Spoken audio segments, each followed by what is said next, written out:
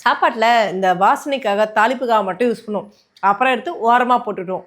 இன்னைக்கு நான் கருவேப்பிலையோட ஒரு காம்பினேஷனா ஒரு விஷயம் செஞ்சிருக்கேங்க. நிஜமாவே செமையா இருக்கு. டேஸ்ட்டாவும் இருக்குங்க. இத செய்யறதுக்கு ஒரு மண் சட்டி எடுத்துக்கலாம். தேவையான அளவுக்கு எண்ணெய் சேர்த்து கடுகு, வெந்தயம், சீரகம் இதெல்லாம் பொரிஞ்சதுமே இடிச்ச பூண்டு, இடிச்சு வச்சிருந்த வெங்காயம் நல்லா எண்ணெயில வதக்கிக்கலாம். இந்த அளவுக்கு நல்லா வதங்கினதுமே அரைச்சு வச்சிருந்த தக்காளி பழத்தையும் சேர்த்துக்கலாங்க.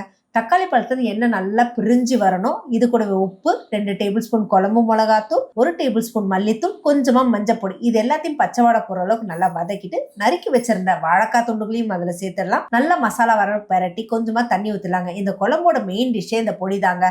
இதுக்கான ஃபுல் ரெசிபி வேணுமா கமெண்ட் பாக்ஸ்ல ரெசிபின்னு டைப் பண்ணுங்க. பொடி எல்லாத்தையும் சேர்த்து நல்லா கிளறி விட்டுடலாம். இப்ப இது வேகறதுக்கு தேவையான அளவுக்கு தண்ணி நல்லா தாராளமா ஊத்தி நல்லா சலசலன்னு கொதிச்சு எண்ணெய் பிரிஞ்சு வரும். இந்த ஸ்டேஜ் வந்து ஸ்டவ் ஆஃப் பண்ணிட்டு அப்படி தட்டத்துல போட்டு சாப்பிட்டு பாருங்க. நிஜமாவே அல்டிமேட்டா இருக்குங்க டேஸ்ட்.